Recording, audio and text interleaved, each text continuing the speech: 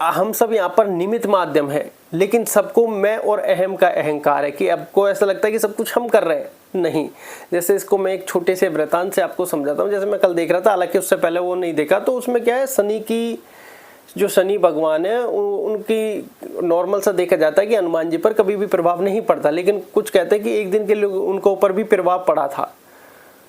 जो हमने एपिसोड देखा, हालांकि इससे पहले नहीं देखा, तो वहाँ पर नारद जी भी मौजूद थे।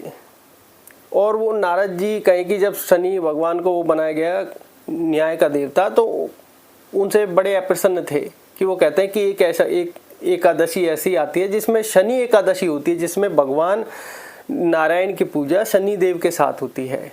ऐसा हम वो देख रहे थे, इससे पहले हमने नहीं देखा था, तो ये देख रहे थे कि हमने को बड़ा इंटरेस्टिंग लगा कि यार ये ऐसा पहले कभी हमने सुना नहीं, चलो इसको एक माध्यम मान लेते हैं।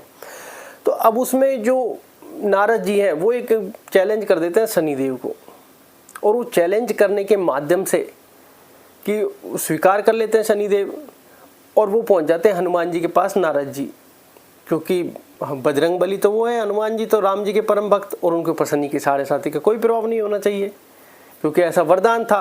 लेकिन वरदान ये था जो हनुमान जी के भक्त होंगे उन पर कभी भी शनि की साढ़े साती ढैया ये प्रभाव नहीं डालेगी, कि जो हनुमान जी के भगत हैं, जो हनुमान जी के भक्त हैं, जो हनुमान जी के पास जाकर राम राम कहते हैं, उनके ऊपर कभी भी शनि की साढ़े साती ढैया का वो प्रभाव नहीं पड़ेगा जो पड़ना चाहिए। तो नारद जी हनुमान जी के पास पहुंच गए, और वहीं पर शनिदेव पहुंच गए कि हनुमान जी के पास एक दिन की साढ़े साती आनी है, जो उसका प्रयोजन बताते कि जो राम जी का जब रावण से युद्ध चल रहा था, वहाँ पर जो मेघनाथ का यज्ञ उन्होंने खराब किया, जो मेघनाथ जो यज्ञ कर रहे थे, वो त्रिकुंबला माता, कौन सी माता है जो उनकी कुल देवी है, उसका कर रहे थे। अगर वो यज्ञ संपन्न हो जाता तो बहुत बड़ी कहीं के बाधा आ जाती उस जीत में, तो हनुमान जी ने वो यज्ञ मतलब खराब कर दिया। और यज्ञ खराब मतलब क्योंकि यज्ञ नारायण का होता है, कि यज्ञ हमेशा नारायण को समर्पित होता है, ऐसा कहा जाता है। तो हनुमान जी को पता था कि हाँ मैंने एक बुरा कर्म किया है, राम काज में ये था, ठीक है, वो स्वीकार करते हैं। अब जब शनिदेव उनको बताते कि आपके ऊपर एक दिन की शनि की वो होने वाली है, तो नारद जी अब उनको बचाने का प्रयोजन करते हैं कि मैं तुम्हें बचाऊंगा, और मैं तुम्हें उपाय बताता हूँ कि तुम एक पर्वत उठाना, और उठाकर ऐसे करना कि शनि देव को दिखो ही नहीं आप। और ये पता था कि सूर्योदय से लेकर सूर्य अस्त तक वो शनि का प्रभाव चलना है। वो सूर्य उदय से लेकर और सूर्य अस्त तक वो पहाड़ को लेकर ही खड़े रहे, और वहाँ पर राम राम जाप हनुमान जी का चलता रहता है। अब नारद जी को ऐसा लगा कि यार मैंने तो शनि के प्रभाव से इनको बचा लिया है। जब शनिदेव शाम को उपस्थित हुए, तब नारद जी ने उनसे बहस कर दी कि तुम्हारी चीज़ें तो खराब गई। उन्होंने कहा कि मुझे आने की जरूरत थोड़ी थी मेरी चीज़ों में, सुबह से शाम तक हनुमान जी ने पर्वत उठा के तो रख रखा था। और वो चौंक गए कि ये क्या, कि यही तो प्रभाव था। और वहाँ से बताते हैं कि जो उस पहाड़ पर जीव जंतु जो थे उन सबको मुक्ति मिल गई, कारण कि हनुमान जी तो राम राम का जाप करते हैं। तो ऐसे ही एग्जैक्टली हमारी लाइफ भी चल रही होती है, और ये मन हमारा परेशान कर रहा होता है।